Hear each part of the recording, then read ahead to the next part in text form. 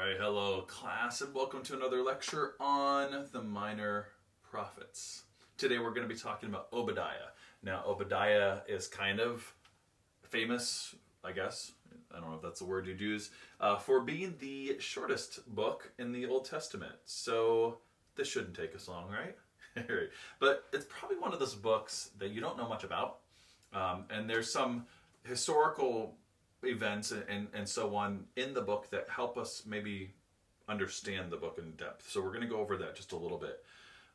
We've seen the term the day of the Lord a number of times with these prophets, especially the minor prophets, and they all kind of mean something a little bit different. But the focus is the day of the Lord, not our day or someone else's day or the day of cats or I don't know. But the day of the Lord, the fact is it's what God is going to do, right?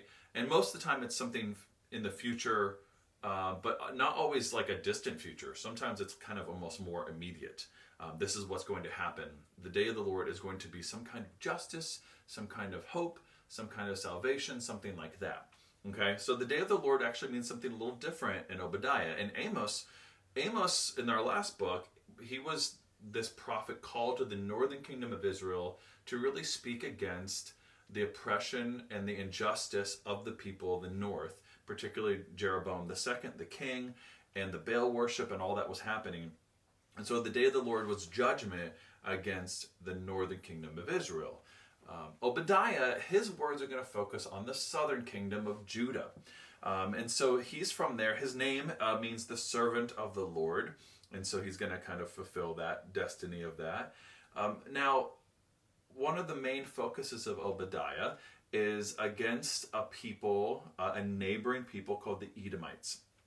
Now, that may sound familiar. We've talked about them a little bit, but you probably remember Jacob and Esau, right? Back in the book of Genesis. Jacob and Esau were brothers, and Esau was the oldest. Technically, they were twins, right? And he had the birthright, and the story goes that Jacob deceives Esau for his birthright, and there's that whole debacle with him, Jacob dressing up like his brother, putting hair on his arms and all that stuff, and going before Isaac, and Isaac being blind and not realizing what was going on, and then it's just crazy, right? And Jacob eventually does receive the birthright, and Esau is kind of just off on his own. Well, after that, Esau basically takes his family and they go off into their own land, establish their own people and their own sort of clan of people, and generations go by.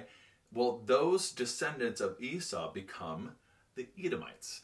And their territory basically is right about southeast of Israel. Okay, so not far from Israel. It's a bordering area. And that animosity, that sort of like tension between brothers extended beyond just their time while they're here on earth. It extended generation to generation to generation.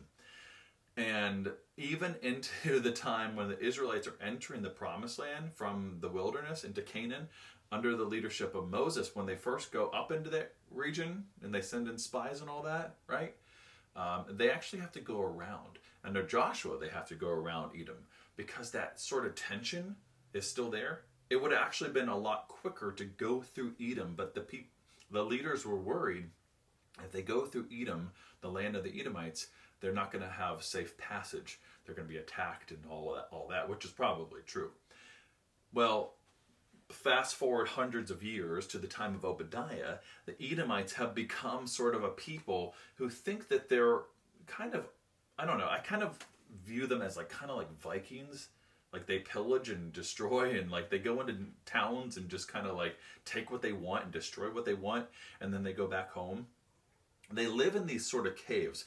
The mountainous surrounding areas, Selah is their capital of Edom, and this is what's known as Petra today. And I'll show you a picture here. It's kind of cool that you can go there today and see these ancient cities that are still kind of intact. And the reason they're intact is because they're literally in the mountains, and they had this sort of natural fortification.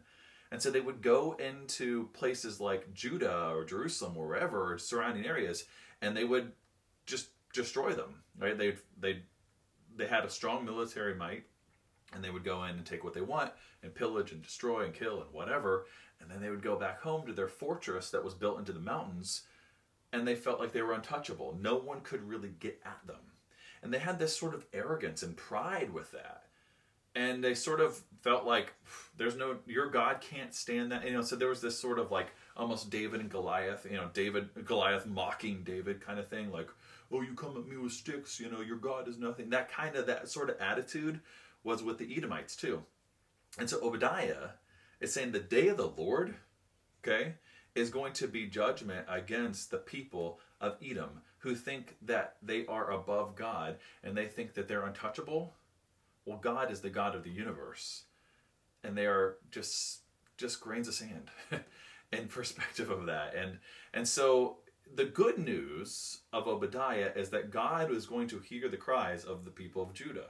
That God is a God who continues to say, I got you, I hear you, I'm not going to just let injustice stand forever. And I've heard your cry. And so the book ends with a confident hope that the kingdom of the Lord is the ultimate answer, and it will be established here on earth. That God's kingdom, flash forward to Jesus, will be brought here on earth as it is in heaven. And that is the very good news of Obadiah. Next book we're going to get into is Jonah. And you think you might know Jonah, but maybe you don't. All right, not maybe as the book actually reads. And so we're going to get into that. It's one of my favorite books to sort of kind of unpack in a way that maybe you never heard it before. So that's going to be the next one. Until then.